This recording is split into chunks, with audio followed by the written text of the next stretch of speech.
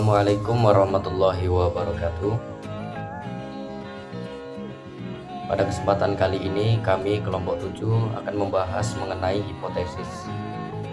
Hipotesis sendiri merupakan suatu jawaban sementara terhadap masalah penelitian yang kebenarannya perlu diuji. Mengatakan bahwa hipotesis tersusun berdasarkan teori, maka belum tentu isinya selalu benar atau mutlak. Untuk itulah diperlukan data empiris untuk menguji apakah jawaban yang tertera dalam hipotesis itu masih relevan kebenarannya. Hampir senada dengan pernyataan di atas, Margono mengemukakan bahwa hipotesis merupakan suatu kemungkinan jawaban dari masalah yang diajukan, dan ini merupakan dugaan yang bijaksana dari si penelitian yang diturunkan dari teori yang telah ada. Seiring dengan itu, Sugiono juga mengungkapkan bahwa hipotesis merupakan jawaban teoris karena belum didasarkan pada fakta-fakta empiris yang diperoleh melalui pengumpulan data.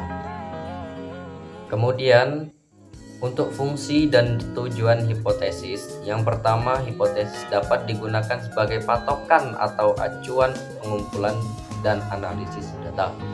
Kemudian membantu memilih metode-metode penelitian, mempermudah proses analisis data. Menurut Abdullah menyatakan penelitian yang bersifat eksploratif dan deskriptif tidak memerlukan hipotesis. Hipotesis hanya diperlukan dalam penelitian kuantitatif. Sebaliknya, penelitian kualitatif tidak memerlukan hipotesis. Hipotesis dalam penelitian kuantitatif antara lain bertujuan untuk yang pertama menjelaskan masalah penelitian, yang kedua menjelaskan variabel-variabel yang akan diuji, dan yang ketiga sebagai pedoman untuk memilih alat analisis data sebagai dasar untuk membuat kesimpulan penelitian. Kemudian jenis-jenis hipotesis. Ada dua jenis hipotesis. Yang pertama hipotesis nol atau hipotesis nihil. Hipotesis ini dituliskan dengan HO. Adalah hipotesis yang meniadakan perbedaan antara kelompok atau menyediakan hubungan sebab akibat antara variabel, yang artinya selisih variabel pertama dengan variabel kedua adalah nol atau nihil. Hipotesis ini berisi deklarasi yang meniadakan perbedaan atau hubungan antara variabel, mempunyai ciri. Yang pertama menyatakan tidak adanya saling hubungan atau tidak adanya perbedaan antara kelompok yang satu dengan yang lain. Yang kedua, dalam analisis statistik, uji statistik biasanya mempunyai sasaran untuk menolak kebenaran hipotesis nol tersebut. Kemudian dalam simbol HO itu X sama dengan Y. Hipotesis alternatif atau hipotesis kerja dalam notasi, hipotesis ini ditulis dengan yaitu penerjemahan hipotesis penelitian secara operasional.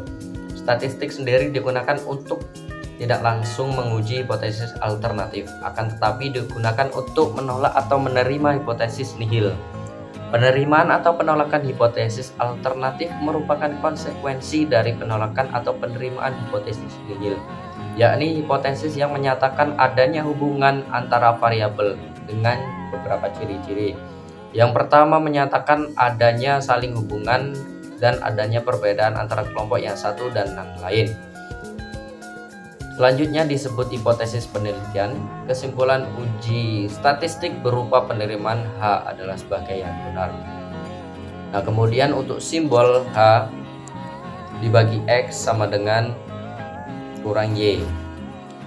Lanjut, kemudian bentuk-bentuk hipotesis. Bentuk hipotesis yang pertama itu hipotesis deskriptif, yang artinya dugaan atau jawaban sementara terhadap nilai satu variabel dalam satu sampel, walaupun di dalamnya bisa terdapat beberapa kategori.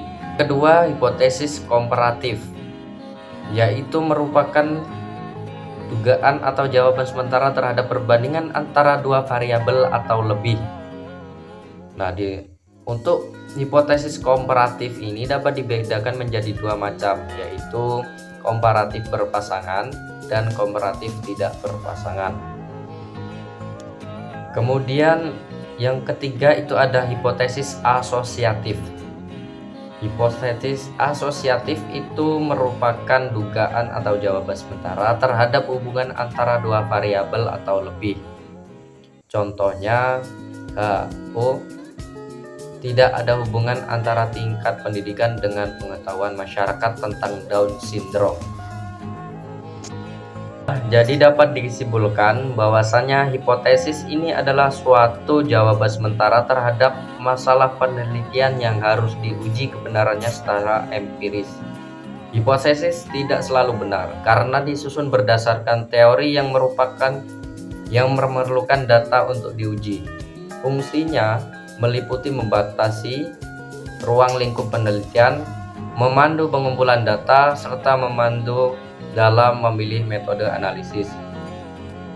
Hipotesis dibedakan menjadi hipotesis nol, hipotesis alternatif, dan jenis lain seperti deskriptif, komparatif, dan asosiatif.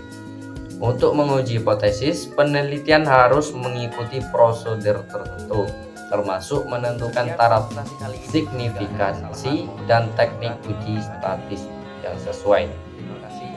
Assalamualaikum warahmatullahi wabarakatuh.